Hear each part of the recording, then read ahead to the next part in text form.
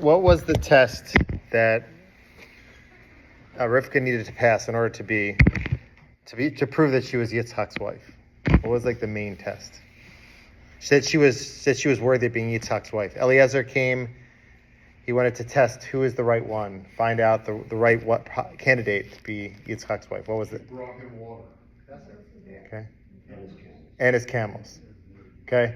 So it's repeated a few times. Basically, if he asks for water, she won't just give him water.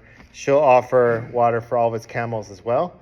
Not just that, she'll draw the water as well for the camels.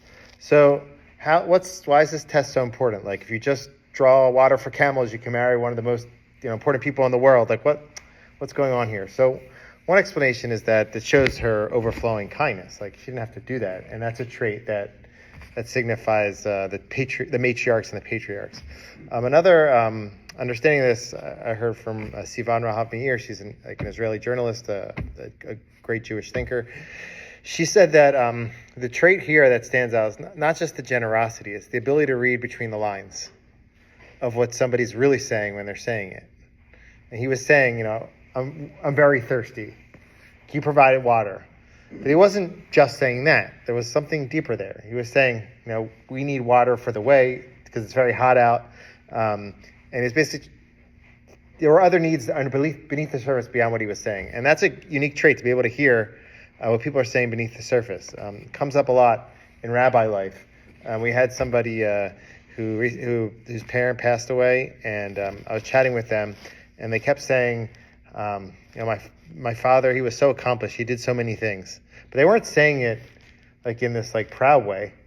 It's hard to make sense of why they were telling me that. So after they kept repeating it a few times, I was like, I got to read between the lines. I was like, what does that mean to you when you're saying that? Turns out that he feels his father was very accomplished, and he could never stand up to, live up to what his father did, and he kind of felt like he let his father down. So if I didn't probe a little bit, I wouldn't have got to the bottom of that. And a lot of times people tell us certain things. There's a lot more that they're really saying. So there's a story with Rav Yoshe Ber Soloveitchik, the Beis Halevi. It's a kind of well-known story in some circles, but he was, according to how the story is told, he was cleaning for Pesach, and somebody came to his door, knocking on the door for a very important, pressing halachic question. So he stopped his cleaning, and he opened the door, and he said, "How can I help you?" And the gentleman at the door said, "Rabbi, I have a very important question. In all seriousness, I really need to know the answer to this. You probably never heard this before." He goes, "What's the question?" He goes, "Well, Pesach's coming around. It's in a day from now, and I wanted to know if I can make, on the Seder, I can do the 4 cups instead of wine, if I can do it with milk." Okay, so the rabbi said, "What's going on here? Why do you need milk? Are you sick? Did your doctor say you need that?" And he goes, "No, I just don't have money for wine. And so I'm wondering, halachically, am I allowed to do it with 4 cups of milk? I'll think about Yetziat Mitzrayim. I'll think about, the milk will remind me of purity and how I'm, whatever."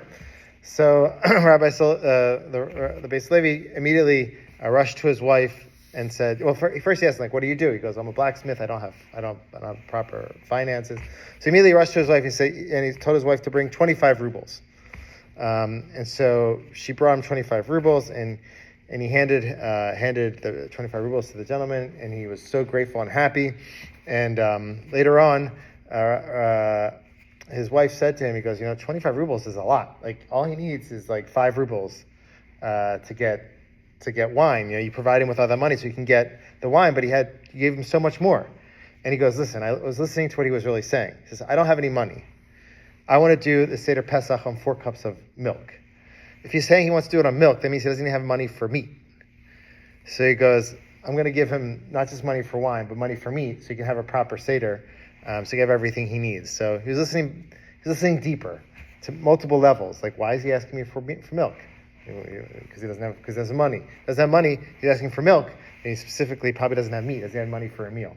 So the idea is to really be sensitive, to listen deeper, and to give people what they need based on what they're really saying to us, not just on the surface level what they're saying.